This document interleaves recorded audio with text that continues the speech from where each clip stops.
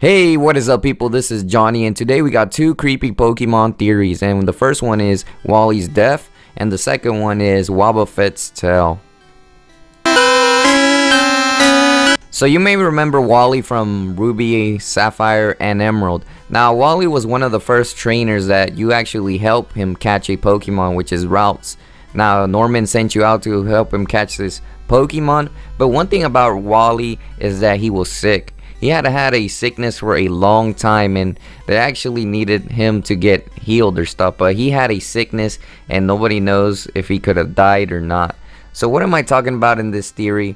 Well, the theory might be that Wally got the sickness simply because he lived closest to the volcano, and that probably did a lot of pollutants into his health that made him go back. Maybe he had a weak immune system.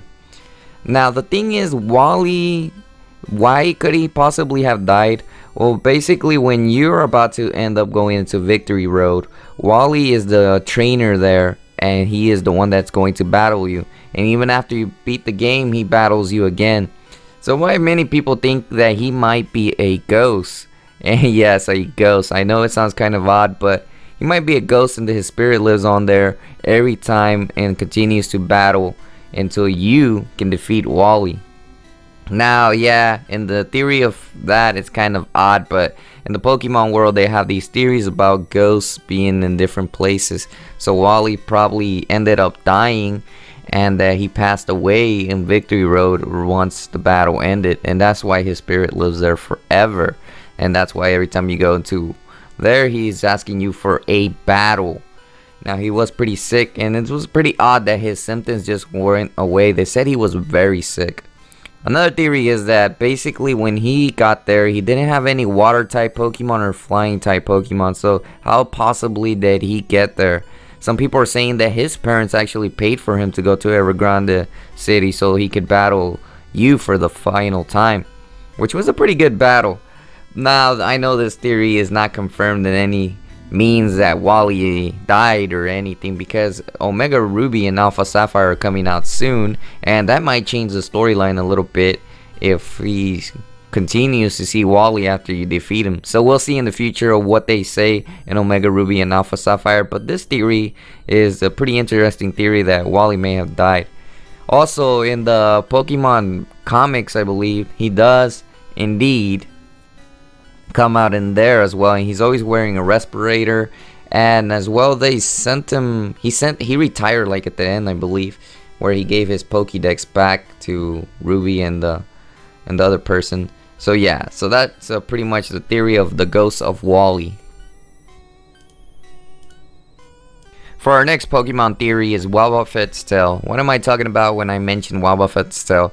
Well, the supposedly theory is that Wobbuffet is actually a decoy. The whole blue body is a decoy, and the thing that hides behind it, its tail, is actually the one controlling the Pokemon's full body. So basically the decoy of the tail is the one that's doing all the work in the game, or the Pokemon, controlling the Pokemon.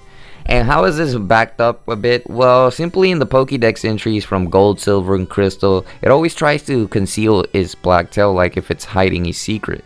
And actually in some Pokédex entries, it does state that it's probably hiding something. Like in one entry in Emerald, it says if its attacks, if its tail is attacked, it lures in the caves where it waits for the nightfall. There are also ones where he says if it gets an attack on the tail, it will use Destiny Bond, which is doing it on its own if it gets attacked in the tail. But another one, it desperately tries to keep its tail hidden. It's said to prove it hides a secret. And that was mentioned in Black White and Black White 2. And it's pretty interesting because that means that the tail is hiding a secret. Could it be that this little tail in the Wobbuffet is the one that has all these control over the whole body of Wobbuffet, and it's actually doing a pretty much crazy damage about it? It's controlling the whole Pokemon, basically, is what I'm starting to try to state. For why not, it could actually be possible that why not. It doesn't really mention as much, but as you can see, the tail has only one eye and it's actually growing, so it could be possible that why not, it was also a Pokemon that was controlled by this tail. which is interesting, but this is just a theory, and as you may know, Wobbuffet is probably controlled by its tail. Yes.